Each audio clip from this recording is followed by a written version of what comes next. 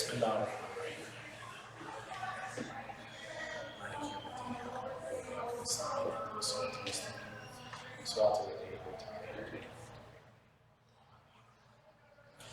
أعوذ بالله من الشيطان الرجيم. بسم الله الرحمن الرحيم. الحمد لله رب العالمين بارئ الخلائق أجمعين باعث الأنبياء والمرسلين، ثم الصلاة والسلام على أشرف الأنبياء وسيد المرسلين حبيب إله العالمين أبي القاسم محمد اللهم صل على محمد وعلى آله الطيبين الطاهرين الذين أذهب الله عنهم الرجس وطهرهم تطهيرا. اللهم صل على محمد. واللعنة الدائمة على أعدائهم إلى قيامة يوم الدين. السلام عليك يا أبا عبد الله، السلام عليك يا ابن رسول الله، يا غريب كربلاء، رزقنا الله في الدنيا زيارتكم وشفاعتكم في الدنيا وفي القبر وفي الآخرة. أما بعد، يقول الله في محكم كتابه وقرآنه المجيد وقوله الحق: أعوذ بالله من الشيطان الرجيم، بسم الله الرحمن الرحيم. وسيق الذين اتقوا ربهم إلى الجنة زمرا حتى إذا جاءوها وفتحت أبوابها وقال لهم خزنتها سلام عليكم طبتم فادخلوها خالدين.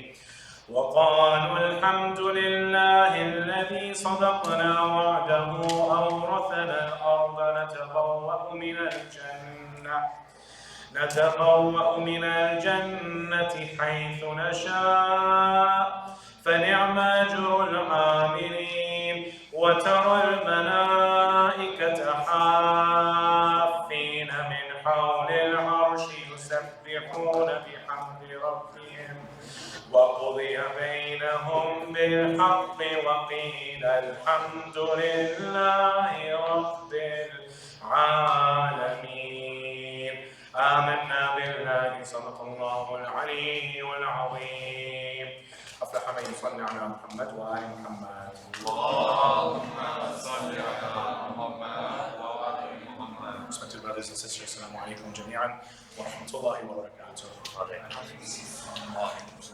We have now reached our 8th night of our series and discussion into the Ma'ad and the discussion of what happens to us after death. We started with death, went a couple of nights into Barzakh,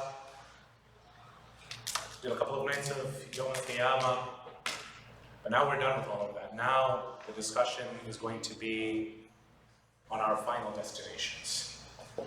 And whether that is paradise, the A'raf, or Jahannam, of course, as I've been making it clear to all of us, is within our own hands. This is not something that Allah subhanahu wa ta'ala just assigns at random. This is something that we have to work towards, and whether we earn it or don't earn it, or whether we earn Jahannam or don't earn it, everything is in our hands. Tonight's discussion is going to be from the outset, at least from the question perspective, it might seem a little bit boring, or it might seem a little bit abstract. The question of where are paradise and hell doesn't seem like it's that much of an issue, or that much even that has been given much importance, especially in our Islamic discourses. and probably from the mimbar of Imam Hussein alayhi salam as well.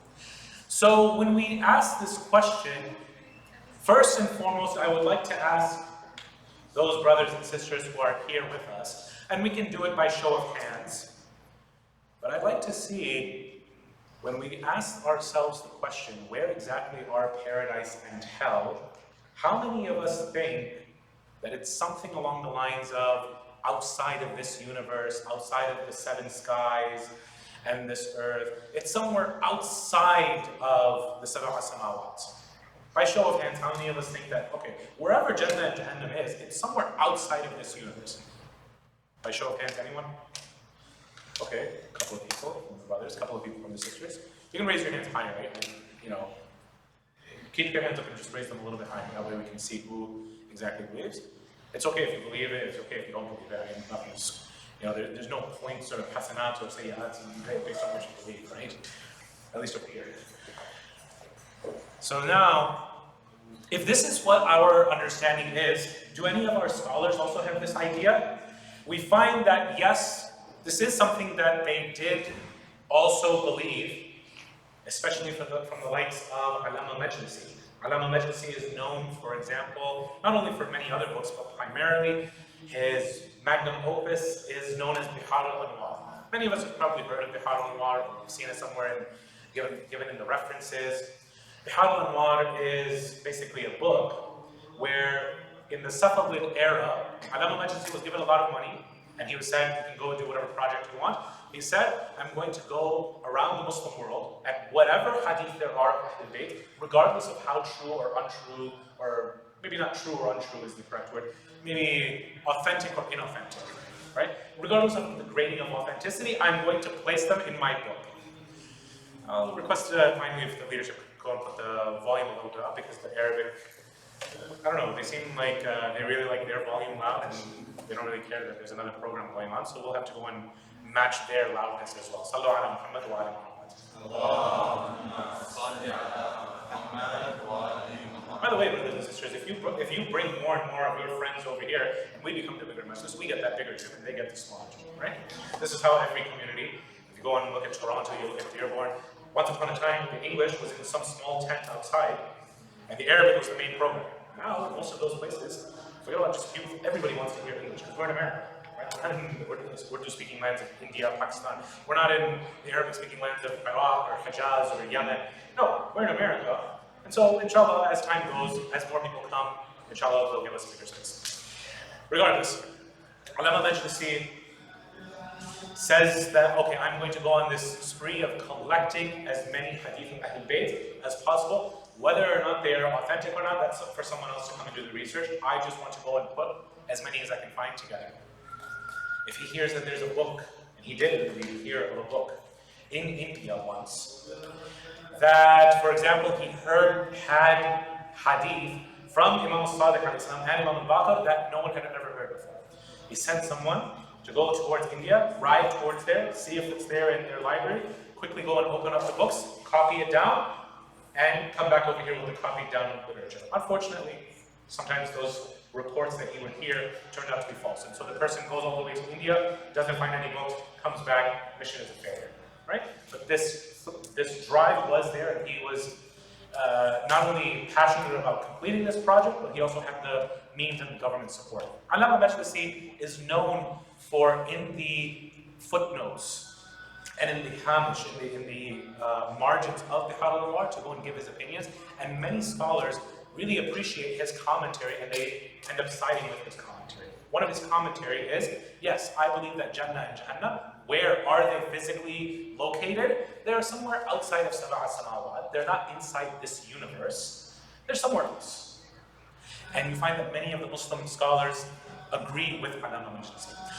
Today, I'm going to be presenting another view that not necessarily contradicts it, but enhances and also takes into consideration a few ayats of the Quran, that this ayah, that this view, that many of us raised our hands, and indeed I also had this view, in the past. What is wrong with this view? It does not take into account certain ayats of the Quran. And so with that, we need to look at the ayat that I recited at the beginning of my majlis, and that was from Surah Al-Zumar, ayahs number 73 through 75. We find that Allah subhanahu wa ta'ala says, we already recited the Arabic, so we'll just go into the English now, that praise be to Allah, alhamdulillah, to that one who was true in his promise. He gave us what he promised us, and he has bestowed upon us the earth for us to make our dwelling wheresoever we will in paradise. Now that's interesting. And any one of those people who raised your hands, did you ever think that earth would have anything to do with this equation of where Jannah would be?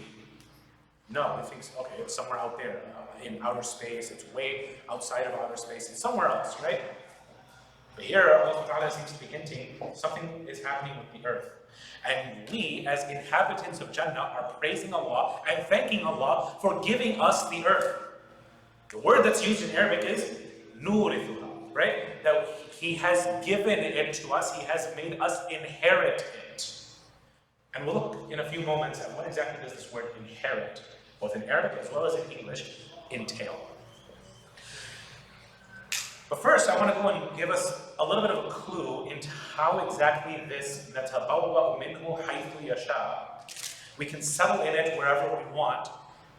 How does this phrase work in the Quran? Many of us know the story of Prophet Yusuf. Or at least I hope so. My show of hands, how many of us know the story of Prophet Yusuf? Okay. What happens when he becomes minister to the king? Quran says, يَتَبَوَّأُ مِنْهُ حَيْثُ يَشَاءُ وَلَا نُضِيعُ أَجْرَ الْمُحْسِنِينَ. That Yusuf alayhi salam, the common translation is he could go and choose for himself a house wherever he wanted in Egypt, and we do not waste the reward of the good doers. Okay, that's not exactly what the Arabic says. يَتَبَوَّأُ مِنْهُ حَيْثُ يَشَاءُ. If it's translated that way, the way how we have understood it to mean is that, okay, Yusuf alayhi salam was so rich, the king paid him so much that he could take that money and buy whatever real estate he wanted in Egypt. He could have the biggest place he wanted, he could have it on the Nile, waterfront property, he could have the best view, he could do all of that kind of stuff. That's not wrong. But again, in that spirit of let's enhance that meaning of what the Quran is trying to tell us, what is the Quran actually trying to tell us Yusuf had? Yusuf alayhi salam had so much power that within the palace of the king of Egypt, whatever he said was what was the rule. Even though the king is the ruler of the land, in his house, Yusuf was the ruler. If he said, no, you're not allowed to eat that, okay, Yusuf has spoken, you're not allowed to eat that. If Yusuf says, you need to go and pay back this person in your family because you did some minor transgression, okay, Yusuf has said it. When Allah subhanahu wa ta'ala says, يَتَبَوَّأُ مِنْهُ حَيْثُ يَشَاءُ, and this applies to all of Egypt, doesn't matter which house he goes into. He doesn't need to go and buy a house. He doesn't need to build a house. Existing houses and the families that live in them, Yusuf now takes over the power dynamic, so that now, whether it's the father or the mother, whoever is the head of the household, as soon as Yusuf comes into that house, he says, you have to go and make room for me, you have to house me over here, and whatever I say goes. Yusuf has complete control over this kingdom of Egypt.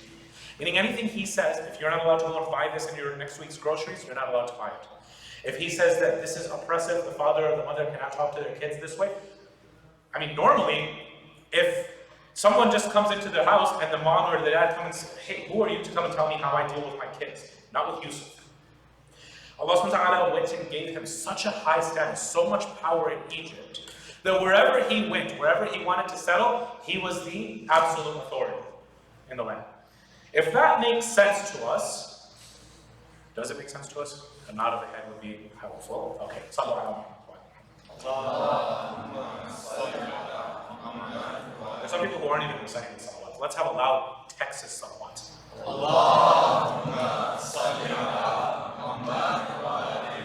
If that's how it works with Surah Yusuf, with this same phrase, يَتَبَوَّأُ مِنْهُ حَيْثُ يَشَاءُ. And over here in Surah Zumar, Allah subhanahu wa ta'ala is quoting us. Inshallah, Allah makes all of us from Ashab al-Jannah. When he goes and said, he quotes us, and we say, نَتَبَوَّأُ مِنْهُ حَيْثُ يَشَاءُ. Same exact wording. then this means that along with the earth, we can make wherever we want into our residence of Jannah. I'm going to come back into this, how this exactly works, but before we do that, I want to give us a few more ayat to cement this understanding. But first I think I have to go and readjust my mic, so in the meantime, sallallahu alaihi wa sallam. The echo is coming back too much. So, in Surah Al-Ibrahim, ayah number 48, we see something happening to the earth. Where the earth is changed into another earth. Right? How many of us have read that ayah where Allah subhanahu wa ta'ala, He rolls up the earth and He rolls up the heavens and they're all in His fist? Something is happening to the earth where now the earth is tubaddal ghayra, right? It's being changed and turned into a different earth than it initially was. Which is interesting. The descriptions that are given of the earth in the hadith after its transformation are exactly the same descriptions that Rasulullah gives us when he went in the Mi'raj. How does Rasulullah describe paradise in the Mi'raj? He says it was a very white land. That doesn't mean that it's a blank canvas, it just means that everything is pure white marble, pure white alabaster, everything is just clean white, nothing else we see. Except for here and there where there are mansions being built of pure gold, pure silver, other gems, all these different kinds of things that are made into brick shape, physics of paradise. We'll get into that tomorrow. But you see that this pure white land that Rasulullah describes when he goes on Mi'raj, for paradise, that's exactly how the Imams describe earth after, or whenever they're asked about this ayah. When the earth is changed into a different earth, they say that it'll become full of nur, full of light, it'll be completely white, except for the few hadith that also say there'll be gold palaces and silver palaces. Wait, earth? Earth has those kinds of palaces? Earth has those kinds of mansions? Let's see. Another ayah, Allah subhanahu wa ta'ala says, same surah that we were quoting from before, Surah Al-Zumar, ayah number 69, where Allah subhanahu wa ta'ala says, وَأَشْرَقَتِ الْأَرْضُ بِنُورِ رَبِّهَا, that the earth will shine forth with the nur of its Lord, with the light of its Lord. Okay, interesting. This is definitely not the earth that we know as it is today. There's no light just beaming out from the cracks of the sidewalk, right? This is something that will happen after Qiyamah. So if that's how the earth is, and Allah subhanahu wa ta'ala quotes us as saying, thank you, Ya Allah, for giving us the earth, now we can make paradise wherever we want. Interesting. So that shows us that there's some kind of relationship between earth and paradise where we're also getting earth. This understanding of, like I said, it does not contradict that first understanding that Allama Majlisi from Bihar al-Anwar or the other ulama have, where it's somewhere beyond the seventh heaven, right? Outside of this universe. Let's look at another ayah of the Quran, Surah Al-Hashr, ayah number 21, as well as Surah Al-Imran, ayah number 133. Here we see that the Quran says wording like, for example, race each other or compete with each other for what? Sabiqu or sariqu. Ila what? Ila maghfiratin. Towards forgiveness from your Lord, as well as jannatin. Arduha kas-samawati wal-ard. A paradise whose breadth is the entirety of this earth, as well as all of the samawat. Quick note about samawat versus jannat. How many of you have read, or maybe even in your everyday today usage of the words, you use heaven for paradise? You say, I want to go to heaven. Yeah? Heaven is not necessarily paradise. Heaven is the samawat. It's the skies, it's the universe. It's the first layer of paradise where all of the stars are. Then the second, heaven is on top of that, basically the fourth dimension. Everything within our universe is the third dimension. What envelops that, the second heaven, second samawat, is the fourth dimension. Then you have the fifth, sixth, seventh, eighth, ninth, 10th, right? There are 7 skies and we're 3 dimensions. 3 plus 7 is 10. So 10 dimensions all the way up there.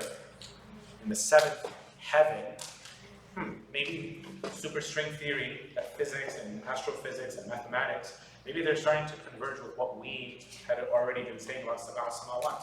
Maybe.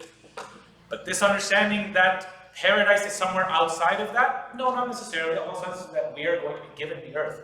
So already from here, we're going to be given a different earth, all the way up until the sab'a samawat, all these 10 dimensions, if superstring theory is the same thing, as well as beyond the sab'a samawat. It doesn't contradict, it enhances and also takes into account these ayat, where these ayat say that we're given the earth will be changed. It's not that the earth will just be gone and put into the trash heap over here to one side, and we're over here somewhere else in the universe, or somewhere else in the khalq of Allah, in the creation of Allah, and we're enjoying paradise. That's not how it is. It seems that those gates of Jannah that we've all heard about, those 8 gates of Jannah that we can enter through, the 8th one being, for example, Rayyan, right? Where the people who fast enter through. Or, for example, the gate of the Tawwabin, the people who did Tawbah, they enter through. A lot of people, they go and ask me, for example, how do I know if my Tawbah was accepted or not? Well, I mean, there's a whole entire gate of Jannah that you can enter through if you were one of those people who did Tawbah. So just keep on doing Tawbah, inshallah you'll get to go through that gate and you'll get to go to Jannah. Certain people, they'll only get to go to Jannah because they fasted. Certain people, they'll only get to go to Jannah because they prayed. Right? So don't discount any one of these actions that you do. It might be the reason that you actually get into Jannah. But it seems that all of these 8 gates, these portals, are here on this earth, once the earth has been changed. Now, after Judgment Day is done, we can enter through that, and now we start to get angels calling us through these doors, angels telling us what words that we can use, angels telling us what powers we have, right? We'll discuss a little bit about the powers that we have in Jannah in the upcoming moments.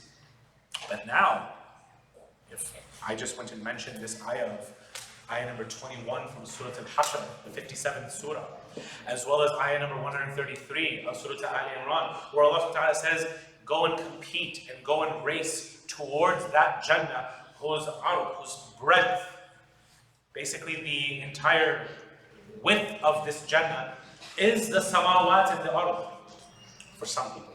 For others, for people who are even higher, sama'u wal ard, meaning the entirety of the cosmos and the earth. Okay, so now we have a question. This lecture is titled, Where is Paradise and Hell? If I just went and gave everything in existence, because it's not just samawat and ard, it's everything in existence becomes Jannah. So where's Jahannam? If everything just became Jannah, where's Jahannam? Similarly, someone came to Rasulullah asking exactly this question after having heard this ayah. You know, سَابِقُوا وَسَارِعُوا إِلَىٰ مَغْفِرَةٍ وَجَنَّةٍ عَرْضُهَا كَالسَّمَاوَاتِ وَالْأَرْضِ. Comes and asks the Prophet, well, where's hell then? If everything in existence is now Jannah for the believers, where's Jahannam? Pay attention to this answer from Rasulullah sallallahu alayhi wa sallam. بَعْدَ الصَّلَاةِ عَلَى مُحَمَّدٍ وَعَلَى مُحَمَّدٍ. Allahumma salli ala Muhammad wa ala Muhammad. So we're not allowed salawat for the Prophet of God. Allahumma salli ala Muhammad wa ala Muhammad. Listen to what the Prophet has to say as an answer. Question for those of you who just entered. The question is, Jannah is everywhere from this planet, this earth, and Allah subhanahu wa ta'ala shows us that we're thanking Allah for giving us this earth so we can start making paradise wherever we want. And He's given us the sab'a samawat, as well as what's beyond it. Basically, He's given us all existence. All of existence, wherever we want, is Jannah. Okay, so where's hellfire? Rasulullah sallallahu alayhi wa sallam answers, he says, when the day comes, where's the night? Wait, what? Repeat that again. When the day comes, what happens to the night? And when night comes, where's the day? Meaning, what Rasulullah is trying to say is, where there is Jannah, exactly over there, there's Jahannam. The entirety of existence becomes Jahannam for those people who go through those portals and enter Jahannam. Everything and everywhere becomes Jahannam. What does this mean for us? It means that here in dunya, that same alcohol that was haram for you over here, if you could just be a little bit more patient, you will inherit this entire earth. Everything will belong to you, including the alcohol, including all of the haram things, the drugs, the whatever you wanted. All of that becomes yours, just without the bad things that even people here in dunya complain about. For example, Allah subhanahu wa ta'ala quotes in the Quran that, wow, this alcohol doesn't have a headache. Okay, inshallah, all of us over here are saints, right? Nobody over here has ever tried alcohol, right? But for those of us who have friends, they know what headache means. It's the hangover the next day. Fine, alcohol is fun. That day, when you're drinking, it goes and distracts you, it does this and that. But later, when you have to wake up and you have to go back to your responsibilities, you have to go to work, then everybody has to go and wear shades, they have to go and wear sunglasses, they have to go and turn down the blinds and everything. I've seen people at work, right? And they have to go and shade themselves because, oh my God, I have such a headache. Right? That hangover, Allah subhanahu wa ta'ala says, okay, you could have purified alcohol, just wait until you get to Jannah. Right? But if you want to have it over here, then that same alcohol is there in Jahannam as well. Because this earth is over here too, except everything becomes a torture device.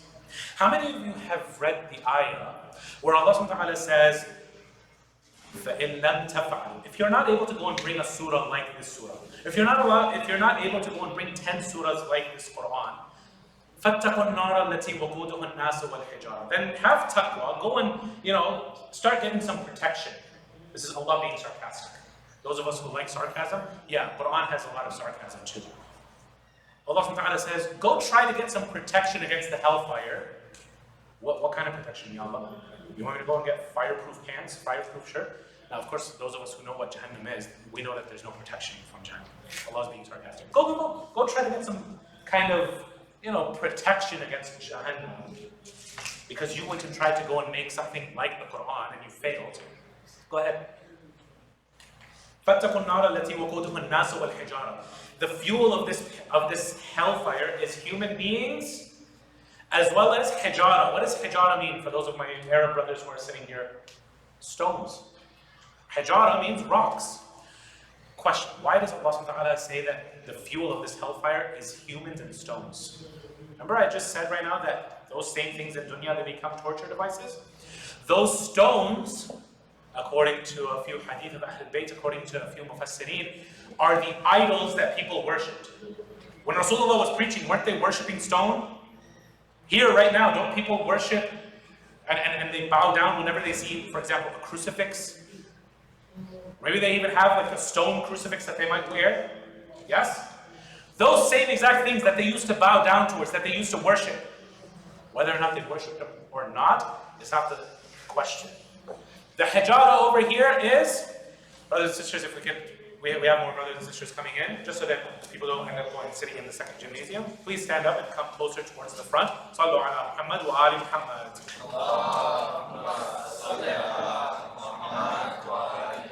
I don't know why, there's a lot of people who aren't even reciting salawat. I don't know. Let me recite a hadith about salawat. Salawat, the Imams say, if you recite it, removes hypocrisy from your heart. If you want to be one of those who has more nur, is not blind on the Day of Judgment, as well as in Jannah you have more things that are, revealed towards you, one of the best ways is to recite salawat on Muhammad and on Muhammad. So let's have another louder salawat on Muhammad and on Muhammad. Allahumma salli ala Muhammad wa ali Muhammad. So now, this Jannah over here is the same place as Jahannam, right? Everywhere that you go, those same things that you saw in dunya that you stayed away from, now become halal for you in Jannah.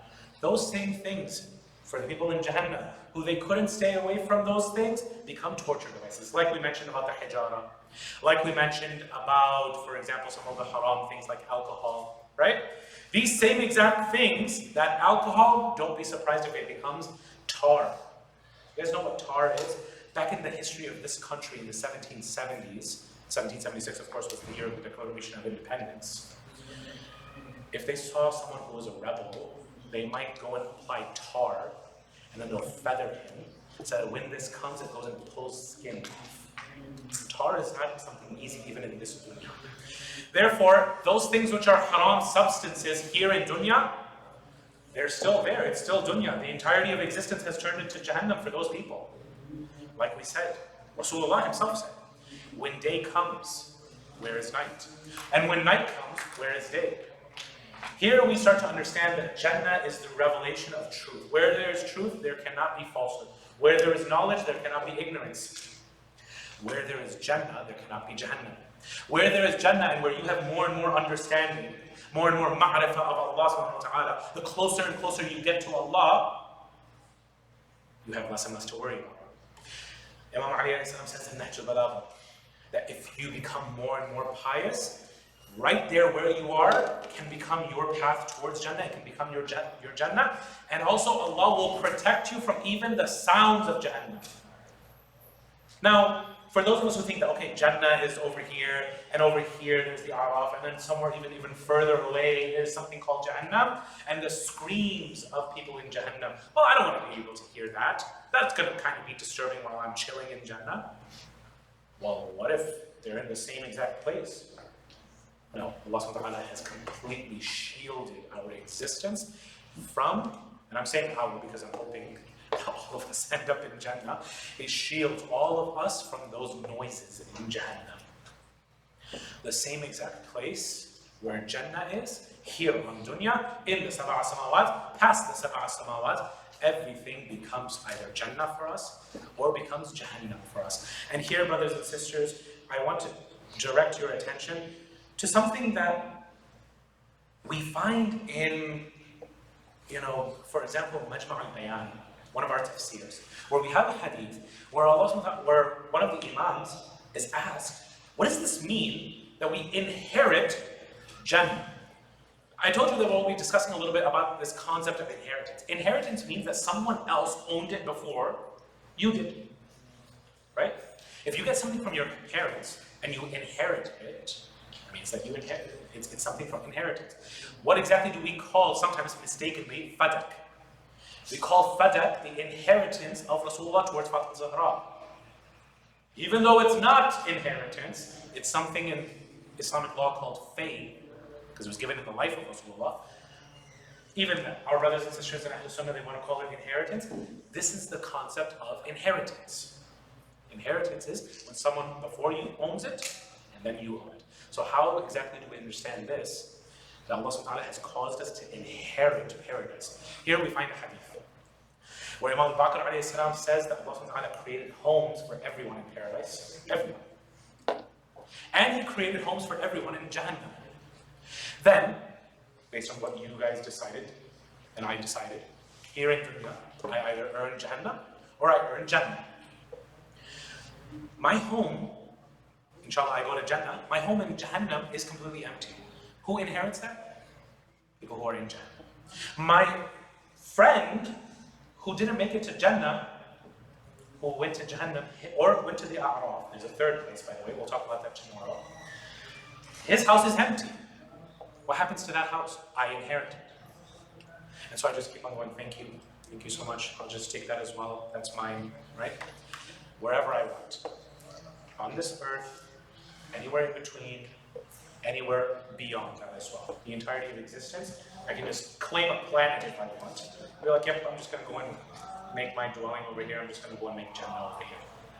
And so this is how we understand that hadith from Imam al-Baqir alayhi salatu wasalam. Then we have another ayah where, for example, some people ask, some of our scholars have even asked, are Jannah and Jahannam even created yet? We have an ayah in the Quran that shows us how immediate after death sometimes this akhirah becomes. Where sometimes you don't even go through barzakh. You go to the hell of barzakh. Sometimes you don't even go through barzakh at all, you go straight to hellfire itself. How? In Surah An-Nuh, the 71st surah, ayah number 25, we see that as soon as the people of Nuh, because of their transgressions, Quran says, they were drowned and immediately entered into a fire. So I want you to imagine for a second, someone just died because of drowning and immediately they were put into a fire. Whoa, hold on. I thought there was a wait. I thought there was a questioning. I thought there was, barzakh life. I thought there was the whole entire books and the scales and the sirat and 50 other stations, right? What happened? How come, they just went straight into the fire? This is a much, much harder concept. We'll start to touch on it on my final night about vertical eternity and how time works when you're outside of dunya and how everything is all collapsed on top of each other. It's not horizontal time, it's all collapsed on top of each other. This is how we can understand barzakh is happening right now. Potentially qiyamah is happening. But anyway, another ayah that we have to take into account and we have to look at is Surah Al-Anbiya, ayah 105. And this is really, really interesting. Where Allah subhanahu wa ta'ala says that we mentioned in the Psalms, in the Zabur, ba'da dhikr, after the remembrance, that the earth shall be inherited by my righteous servants. Now that I've kind of given you this understanding of how we will inherit the earth and not the people who were corrupting it, even now, we will end up taking it from them. I want to read from you what exactly Allah subhanahu wa ta'ala claims He wrote in the Bible. And so bear with me while I read a modern translation of Psalms 37. I'm not going to say this without corner here because it's the Bible, okay? Sallu ala Muhammad.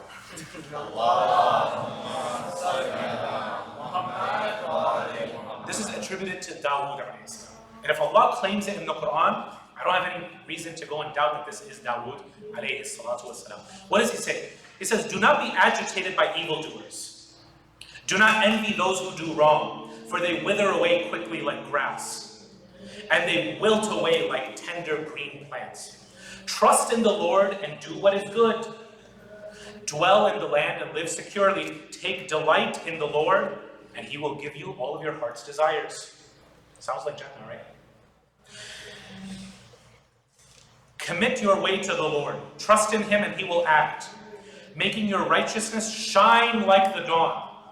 Quran also says something about the earth shining with the nur of Allah. Shine like the dawn and your justice like the noonday. Be silent before the Lord and wait expectantly for Him and His command. Do not be agitated by one who prospers in his way, by the person who carries out evil plans. Refrain from anger and give up your rage. Do not be agitated, it can only bring harm. For evildoers will be destroyed, but those who put their hope in the Lord will inherit the land. If you're just reading the Bible, do you think that inherit the land means, oh yeah, I'm going to inherit Jannah? No, inherit the land means where? Inherit this planet that I'm walking on right now. Inherit the land. A little while, and the wicked person will be no more. Though you will look for him, he will not be there. What did I just say? Where there is day, there cannot be night. Where there is Jannah, you will not be able to find the person who's in Jahannam. You can be looking. And we have in Surah As-Sad, the person who is in Jahannam, they're looking for people who they think are evil. Who do they think are evil, brothers and sisters? Prophets and imams. They're like, man, this prophet, he could have just left everything alone, and my son wouldn't have fought against me, my brother wouldn't have fought against me. He had to go and make everything wrong. Where are those prophets so that they could also be punished over here? Where do you think they are? They're in Jannah. Similarly, in Surah Safat, the surah right before Surah As-Sad, the believers are asking in Jannah, they're reclining, they're chilling on their sofas, they're asking their friends, hey, we used to have friends. They used to be there in Sunday school with us. They used to be there in Dua Kumail with us. They used to be there in Ziyarah with us. Where are they? And the angels come and say, do you want to see where they are? We'll go and open up a portal, a window for you, and you can see. And Surah As-Safat, go home today, read Surah As-Safat, find it yourselves. They see into hell and they see, oh my God, my friend is there in Jahannam. If I had just listened a little bit to you, I would have also been in Jahannam as well. Thank God I didn't listen to you and I just stuck with the messenger and I did what I was supposed to do. Then the portal is closed and this guy is re-experiencing Jannah again. He's like, is it true we're never going to die again? We're never going to experience any torture over here? Wow, what an amazing thing that everybody should have been working for. This is exactly what the ayat of Surah As-Safat say. Read it for yourselves. Those who know Surah As-Safat, you know exactly which ayat they're reading. So now, though you will look for him, the wicked person will not be there, Dawood alayhi salam says. But the humble will inherit the land, and will enjoy abundant prosperity. The wicked person schemes against the righteous and gnashes his teeth at him. The Lord laughs at him because he sees that his day is coming. The wicked have drawn the sword and strung the bow to bring down the poor and needy, and to slaughter those whose way is upright. Their swords will enter their own hearts, and their bows will be broken. Meaning all these schemes will come back to haunt them. The little that the righteous person has is better than the abundance of many wicked people. For the arms of the wicked will be broken, but the Lord supports the righteous. The Lord watches over the blameless all their days. When we say blameless over here, brothers and sisters, remember that Dawood is talking about the Ma'sumin, the infallibles, Muhammad and Muhammad and the rest of the prophets. Right? Sallallahu ala Muhammad wa ala Muhammad. The Lord watches over the blameless all their days, and their inheritance will last forever. They will not be disgraced in times of adversity. They will be satisfied in days of hunger. But the wicked will perish. The Lord's enemies, like the glory of the pastures, will fade away. They will fade away like smoke. Brothers and sisters, there's more people coming in. Please, if we could kind of bunch up together, come towards the front for the brothers, go more towards the back for the sisters. That way people have room to come in and join us. Sallu ala Muhammad wa ala Muhammad. Allahumma salli ala Muhammad wa ala Muhammad. Then Dawood alayhi salam gives us a reminder of what exactly does the person who's wicked, what do they act like? And what is the person who is righteous, what do they act like? Take this advice from Prophet Dawood. I just mentioned it in my last night's lecture. Prophet Dawood says the wicked person borrows and does not repay. Didn't I say that Muslims would have a problem with money? Yeah. But the righteous one is gracious and giving. Those who are blessed by the Lord will inherit the land. Again, which land? Dunya. But those who are cursed by him will be destroyed. A person's steps are established by the Lord, and he takes pleasure in his way. Though he falls, he will not be overwhelmed, because the Lord supports him with his hand. I have been young, and now I am old, yet I have not ever seen the righteous being abandoned, or his children begging for bread. He is always generous, always lending, and his children are a blessing. Turn away from evil and do what is good, and settle permanently. For the Lord loves justice and will not abandon his faithful ones. They are kept safe forever. But the children of the wicked will be destroyed.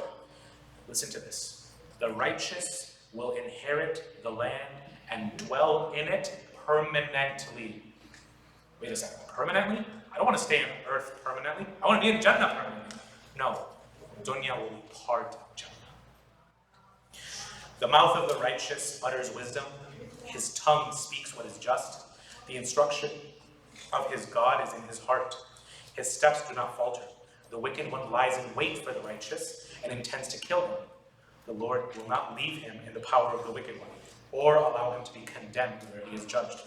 Wait for the Lord and keep his way, and he will exalt you to inherit the land. You will watch when the wicked are destroyed. I have seen a wicked, violent person, well rooted in the earth. He has many resources, like a flourishing native tree. Then I passed by and noticed, and he was gone. I searched for him, and he could not be found. Why? Because Dawood, like other prophets, can see these malakut. He can see these other realms. He can see the barzakh. He can see the end of these people. They're nowhere to be found in Jannah. Watch the blameless. Who are the blameless? The ma'sumin. And observe the upright.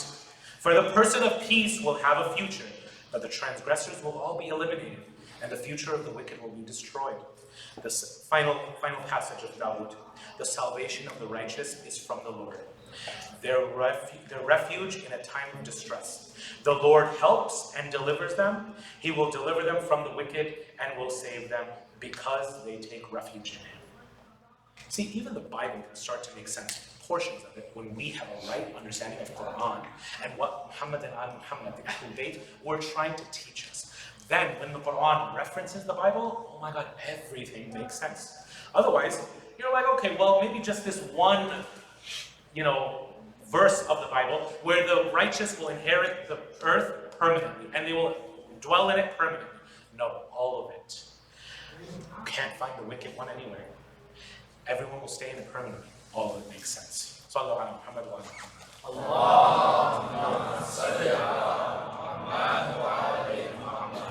now, brothers and sisters, as we start to conclude for tonight, I want to come back to a point that I made about veils of light and veils of darkness. These are things that even here in dunya you can start to experience and traverse. But those who are in Jahannam, what exactly does Jahannam entail? It means that you are far away from Allah subhanahu wa ta'ala, far away from His ma'rifah, far away from His mercy. And therefore, like we mentioned in previous nights, previous ayat, the people on the Day of Judgment will be resurrected blind. People, while they have their heads twisted the other way, they will also be blind. That carries into Jahannam. People in Jahannam, there's veils and veils of darkness. One of those veils of darkness is being blind. They can't even see when they fall down how to get up and where to get up. This brings me now to something very interesting, which we all recite on a Thursday night. Can anybody tell me what dua from Amir al-Mu'mineen we all recite? Maybe some of the youth, someone who's very young. What do we recite on, and for those of you who've already answered, you're not young, but even younger than you, inshallah. Yes? What do we all recite when we come to Thursday nights, brothers? Some who are young. Dua Kamil, right? In Dua Kamil, have you ever paid attention to how Imam Ali alayhi salam says, even if you put me in Jahannam, what does Imam Ali alayhi salam say? Right? I will go and shout out and express my love for Allah subhanahu wa ta'ala, even in Jahannam. I will go and cry out to Allah, Ya Ghiyath al-Mustaghithin, right? I will go and cry out, Ya Ilah al-Mu'mineen. All these things. Go and read Dua Kumail with this renewed understanding. Why is Imam Ali alayhi salam teaching us this? It's as if, God forbid any of us do end up in hell, but even if we end up in hell, there are ways to get out of hell. Tomorrow night we'll be examining who hell is permanent for and who hell is temporary for. If you go to hell, it's not determined for you whether this will be permanent or temporary. It's based on your stubbornness. If you can start to understand some of these secrets of Dua Kumail, you realize that Imam Ali alayhi salam is kind of guiding us out. What I mentioned right now about the veils, dunya itself is a veil. If you start to uncover these veils, you can start to see the barzakh, which we mentioned in previous nights. But if you have the Jahannami existence, then even dunya's veils and its filters are added onto with even more filters. The Quran, doesn't it say, Ya Allah, why did you go and raise me as blind when in the dunya I was at least seeing? Meaning, in dunya I was able to see, but now I can't see. Meaning there's filth on top of filth. Filters on top of filters. Veils on top of veils. If you are able to go and sift through these veils and go from multiplicity and realize that everything is Allah. Jannah is manifestations, everything is Allah. Remember in that deconstruction and destruction lecture, I started telling you that cause and effect start to go away. God, I feel bad for all of you guys who missed out on some of those lectures, right? Because you guys are going to be so lost. But anyway, causes and effects were never the real true causes. The true cause behind everything was always Allah. Behind that medicine, it wasn't the doctor, it wasn't the actual chemicals that were there, it was always Allah. In Jannah, you continue on that journey, and everything in Jannah, from the trees, from the food, from the sustenance, from the ilm that you get from the Ahlul Bayt, everything is manifestations of ma'rifah of Allah. In Jahannam, you also have that chance to purify yourself of sins and to start to take away these veils. But the more stubborn you are, and the more that you keep on focusing on the outward reality, on these veils, the longer that you stay. Imam Ali alayhi salam in Dua Kumail shows, if you want to get out of Jahannam, focus on Allah. Focus on just, look, I love Allah. All of these are His manifestations of Him loving me. He's doing this as tough love. Jahannam is nothing more than a parent doing tough love after their kid has disobeyed them, except that in a much more egregious way. Same thing with Jannah. When a parent comes and rewards their kid, oh my God, beta, you did such a good job. That's what Jannah is. That's exactly what Jahannam is, on the exact opposite side of the spectrum. If you are able to traverse through these veils, through these filters, how Dua Kumail teaches you, how the Imams teach you, Jahannam has served its purpose. It's taught what it needed to teach you. Jahannam is there for so many people to go and teach those people a lesson. But if they never learn the lesson, then they stay permanently in there. Like who? Like Fir'aun. Like Yazid. Like Muawiyah. Yes? These kinds of people, we mentioned in the past couple of nights about the Shakil, about the second nature. These people, it is at some point, at the level of atomic deeds, at the level of habits, you still have that chance to turn around. But once it becomes a second nature, not that you can't ever turn around, it just becomes so difficult to leave that thought process, that mentality, that way of seeing the world, that worldview of not being grateful. But if you are grateful, Allah subhanahu wa ta'ala says, لَإِن شَكَرْتُمْ لَأَزِيدَنَّكُمْ. If you are just thankful to me, I'll give you more.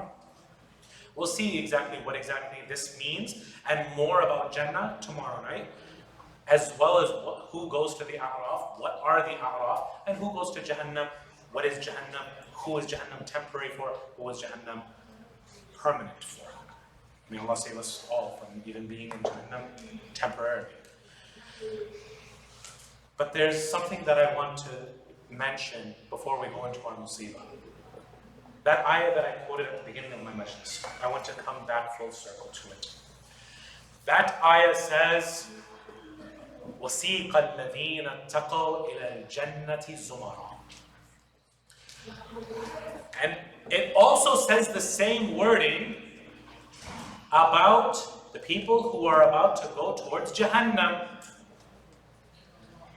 Now I can understand, and I'll translate really quick. Those people who are going to Jannah need to be pushed by the angels. You know, like when someone is kind of resisting or something and someone is pushing, kind of imagine that. You know, like you're trying not to be pushed in behind a door, right? Think of that where someone is pushing you and you are pushing back. But why does that happen in the people who are going to Jannah? وَسِيقَ الَّذِينَ اتَّقَوْا إِلَى الْجَنَّةِ زُمَرًا. Why do they need to be pushed to go into Jannah? I can understand when the people who are going towards hell, they need to be pushed because no one wants to go to hell. They need to be pushed, they're pushing back. And so there's this kind of friction going back and forth. But Jannah, everybody wants to go in. Why are there people who Quran says that they need to be pushed in? They asked the Imams about this. Why would some people have to be pushed into Jannah? And the Imam says that there are those people who in this life, they made it their mission to become the khuddam of Imam al-Hussein alayhi salatu wasalam. People who were servants of Imam al-Hussein alayhi salam. We'll see tomorrow that there are two different things that the A'raf imply, and where Ahlul Bayt were this whole entire time in the Day of Judgment, as well as where they are even after Jannah. But they are hidden. Even Imam Hussein alayhi salam is hidden. And so these people who want to go into Jannah, who've made their entire life's mission to go and become servants in these kinds of majalis, to go and become servants of Imam Hussein alayhi salam. Those people who came in person to the majalis. They didn't just go and listen online to my favorite Maulana or this or that. They came and they networked over here. They came and they served people over here, even if it was just as small as a bottle of water. That bottle of water, you don't know the kind of pleasure that Fatima Zahra will go and repay you back on the Day of Judgment. Where Rasulullah will go and give you a cup of water from the Hawd of Kawthar for what you did in these kinds of majalis. There are those kinds of people, brothers and sisters, and inshallah, may Allah make all of us, not just me who sits on the minbar, but all those who go and organize these majalis, the kinds of people who go and set up and clean up, and all these types of people, you all have your reward waiting with Allah. But there's a certain type of reward that they will want, the Imam says, in explanation of this ayah. It says they want to see the blessed face of Imam Hussein alayhi salam. Allah Ta'ala asks Imam Hussein, do you want to show your face? Imam Hussein consents. He says, I do want. The veil is lifted. And those people, may Allah make all of us amongst those people who are counted amongst the Khuddam of Imam Hussein alayhi salam. We see the blessed face of Imam Hussein alayhi salam himself. And that beauty is so beautiful and it's so mesmerizing that finally this person who we've been serving all of our life, we finally get to see him. We ask Imam Hussein, please, you narrate the maqtal to us. You tell us what happened in first person. What happened on the day of Ashura? Tell me about what happened to that young baby. Tell me about what happened to your eldest son. Tell me about what happened to Sukaina. Tell me about your sadness, bidding your final farewell to Zainab. Tell me about what happened with Abbas. Eventually, the angels will tell the people who are standing there, just their gaze fixed on Imam Hussein alayhi salam, that the Hurul Ain, your family members, everybody's inside Jannah waiting for you. Enter into these portals, come. Everybody is waiting to see you. Your parents and grandparents and all of your ancestors, as well as your children, your grandchildren, and all of your descendants. They're all waiting to come and see you. They're all waiting for you. And nobody wants to move. Everybody is just there. They're saying, Jannah is over there, but this Jannah of Imam Hussein alayhi salam, this is also here. Brothers and sisters, those of you who have heard of the phrase, in Kamil al-Ziyarat, where our Imams go and also say that Karbala itself is a piece of Jannah.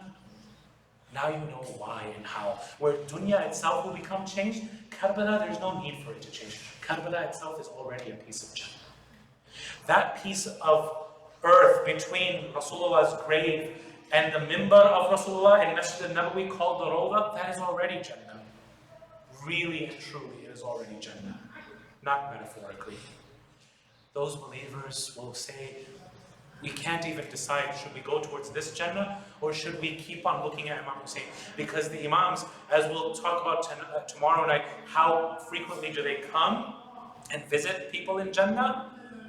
They don't want to lose this chance. This might be the only chance that they get to see Imam Hussein alayhi salam.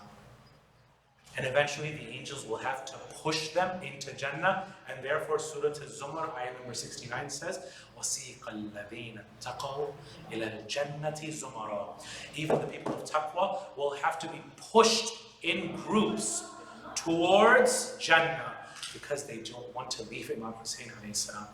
Similarly, brothers and sisters, you might have been loyal here in dunya, but there was one person who Imam Hussein alayhi salam was counting on his loyalty long after the final companion was killed, long after the last Banu Hashim family member was killed.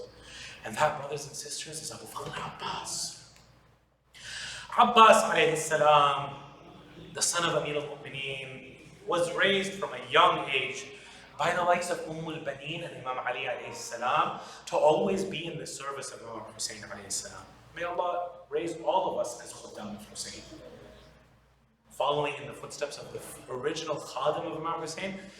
Each and every single step of his life, Abu Fadl Abbas was always there in the shadow of Imam Hussein alayhi salam, following him and always there at his service. Abu Fadl Abbas, on the 10th of Muharram, eventually, after the Dhuhr prayers, much after Ali al-Akbar has been martyred, much after Qasim has been martyred, much after his brothers have been martyred, he hears the cries of some innocent young children, Al-Atash, Al-Atash. He hears the cries of those innocent young girls and the young boys who are in the family of Imam al-Hussein alayhi salam. He comes to them and he says, Sukaina, your father will not allow me to go towards the battlefield.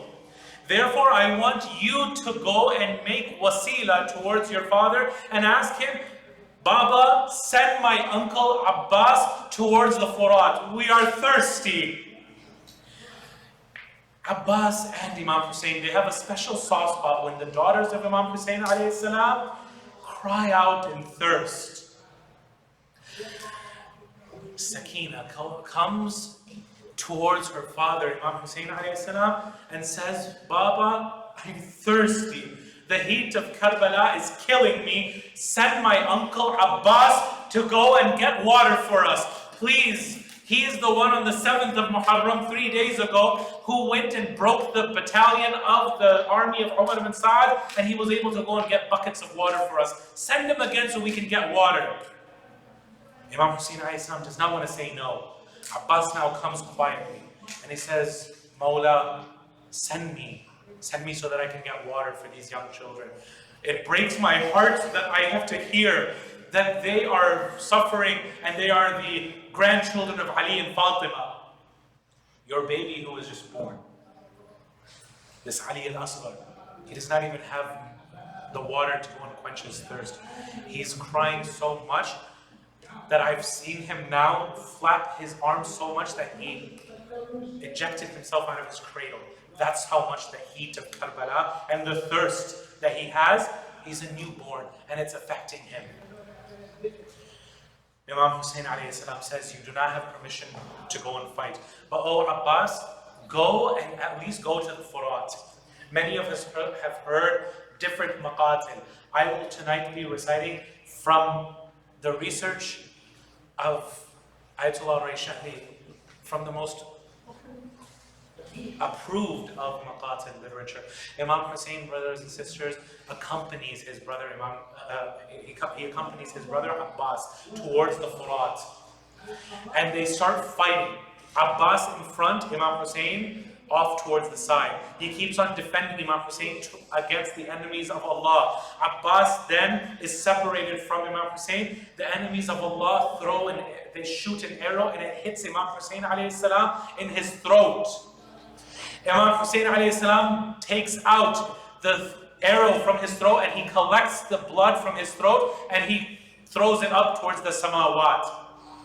The enemies of Allah disperse Abu Fadl Abbas and Imam Hussein from each other. Imam Hussein comes back towards the tent and he starts to nurse his injury, and eventually it stops. But Abu Fadl Abbas breaks through the army of 4,000 who are gathered in front of the Furat, and he comes towards the Furat. And as he comes to the Furat, he comes and he dips his hands in the water. And he looks at it and he's almost as if he's about to drink it. Imam al-Sadiq alayhi salam says that the harshness of the heat that my uncle Abbas felt in his heart was so intense. It was more than just the heat of Karbala. But Abu Fadl Abbas goes and releases all of the water. The army of Umar ibn Sa'd is very confused. Why is he doing this? And then they hear him reciting these lines of poetry to himself, where he says, Ya nafsu min ba'd al-Husayn huni fa ba'dahu ma kunti an takuni hadha Husaynun waridun manuni. He says, O my nafs, O my soul, O myself, do not become tempted by this water. When your master Imam al-Hussein alayhi salam has not drunken the coldness and the freshness of this water, who are you, you servant of Imam al-Hussein, when your master has not yet quenched his thirst? Abu Fadl Abbas comes and takes the pitcher of water, the pouch of water, and fills it up with all of the water that he can, and he slings it across his shoulder, and he mounts his horse. As he comes, many of the soldiers of Umar ibn Sa'd, they come and they start fighting him. Abu Fadl Abbas starts fighting off one by one all of these people, until finally one of the enemies of Allah, hidden behind the palm tree, hits the blessed right hand of Abu Fadl Abbas. The right hand of Abu Fadl Abbas falls on the plains of Karbala, and he starts reciting the verses of poetry. Wallahi in qata'tu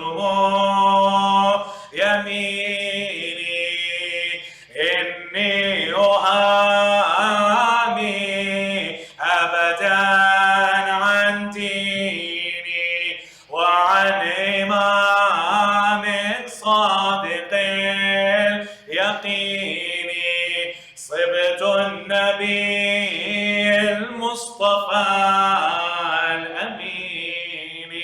He says, if you cut off my right hand, I will still continue to defend my religion. And my Imam, who is Sadiq and who is from the people of the right hand, the grandson of the Nabi, who is Mustafa and who is the chosen one. Eventually, Abu Fadl Abbas takes the sword in his left hand and he starts to clench this pouch of water with his teeth. And he starts going forward on his horse and he keeps on fighting with his left hand until another enemy of Allah, hidden behind another palm tree, strikes the blessed left hand of Abu Fadl al-Abbas. The left hand of Abu Fadl al-Abbas now lies on the plains of Karbala. Abbas now comes with the lines of poetry and he recites that they have cut off my left hand. Oh Allah, because of their hatred towards me and my Imam, punish them in the fires of hellfire for this transgression that they have done. Abbas now only has his teeth to hang on to this pouch of water. He starts now running and he keeps on going with his horse. Another enemy of Allah takes a pole that is completely iron, that is heavy, and he goes and smashes it into the head of Abu Fadl al-Abbas. Abbas now falls from the horse. One of the Dhakirin that always has been given the blessing of Majlis of Abbas was visited by Abbas in his dream, and he said, you have not narrated the biggest musibah that came upon me. He said, oh Abu Fadl, what is the worst thing that happened to you? He said, narrate the following. He says, when someone falls off of his horse, at least he falls and he has hands to catch him. What is there to catch when you have no hands? When I fell because of the iron pillar, I fell straight on my face. Abu Fadl al-Abbas then goes and picks himself up on the knees and he starts running now. The water still has to get to the children. And he still keeps the banner waved high as if to say, Ya Abu Abdullah, I've still not let go of your cause. I'm still your flag bearer. At this moment, the army of Umar ibn Sa'd surround Abu Fadl al-Abbas, and each one of them starts firing their arrows into the body of Abbas. One of those arrows hits into the water pouch.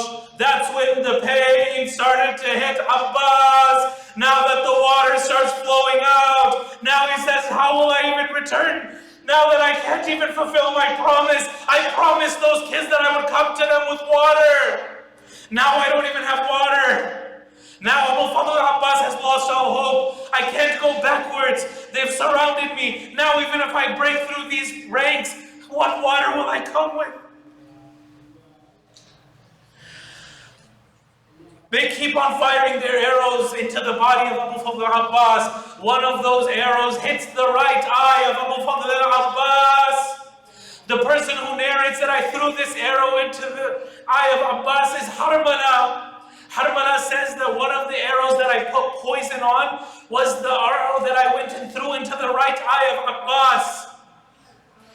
Imagine that pain, brothers and sisters. But even this was not the biggest pain. The biggest pain was that arrow that let go of all that water. Now he can't, that mental torture that he couldn't come back with water.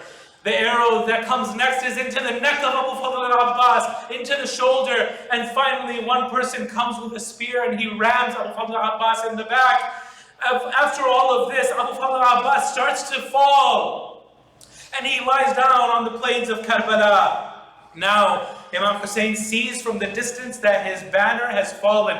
Imam Hussein immediately goes to the aid of Abbas and he starts to try to find him. Abbas then starts seeing, because the blood from the arrow has started to cover his eyes, he doesn't have hands to wipe away the blood.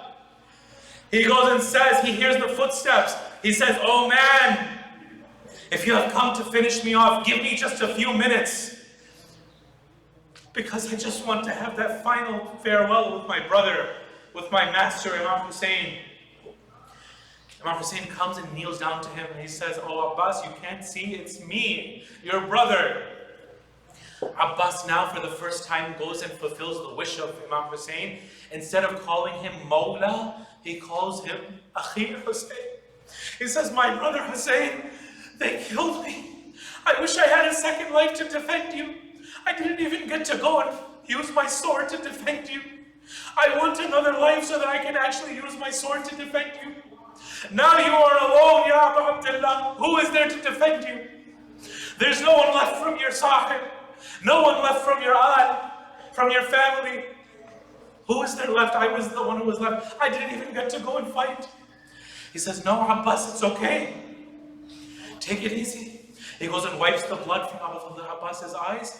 And now we start to see Abu Fadl Abbas. Now that he can see Imam Hussein, something comes into his mind. He wants to take his head off of the lap of Imam Hussein. Next, Imam Hussein goes and brings his head back into his lap. Again, he goes and takes it off of his lap. Imam Hussein says, why are you doing this? Bring it back into my lap. I want to go and cradle your head and just stroke your hair. In these final moments, I will not get to see you again. Abbas says, no. Leave me here on the sand because I want to feel what you will feel. Right now, you are here to go and cradle my head. Whereas within 1 hour, who will there be on your head? Who will there be on your back, pulling your hair? Ya Abu Abdullah. Right now, I have you. You will have Shimr ibn al-Jawshan. And like this, Abu Fadl Abbas dies. But brothers and sisters, Abu Fadl Abbas did not get to go and say his final farewells to the family. He didn't think that he would be killed in just this water quest. He thought he would be able to come back and defend with the sword. Therefore, he did not get to say his farewells to Zainab. When Imam Hussein comes back, Zainab asks, where is my brother Abbas? He says, I left Abbas on the Furat with his left hand on one side and his right hand towards the other side, an arrow in his eye, a spear in his back, a pole that was bloody and it was left near him. His head was starting to become disfigured. Zainab goes and says, Wa Abbasa, aywa akha, aywa Abba Fawad. Imam Hussein goes and says, aywa Abbasa, inna lillahi wa inna ilayhi raji'un. Later that night, after the entire family had become settled, and everybody had been killed, Zainab goes and settles the entire family down. Some of the women went and asked Zainab, where are you going? She says, I still never got to say that final farewell to my brother. Now she goes towards the Furat. She's never seen the state of what her brother looks like. Brothers and sisters, if you ever have the chance, if you ever have the tawfiq to go into the basement of Abu Fadl Abbas's grave, the people who have gone, those high maraji who have been able to see, they almost lost their life. They became unconscious because they say the grave of Abu Fadl Abbas was so small. We had heard that he was so tall. We were expecting a large grave. Why is it so small? Then they remember, and they're told by the people who are the khadim of the shrine of Abu Fadl Abbas. They said, don't you remember? Imam Zain al-Abidin saw his body was all chopped up into pieces, and all that was needed for the grave was these small body parts that needed to be put into a small grave. What did Zainab see when she comes to see Abu Fadl Abbas? That's something that no sister should ever have to see their brother in. ألا لعنة الله على القوم الظالمين وسيعلم الذين ظلموا أي منقلب ينقلبون والعاقبة للمتقين. Raise your hands, brothers and sisters, in the dua.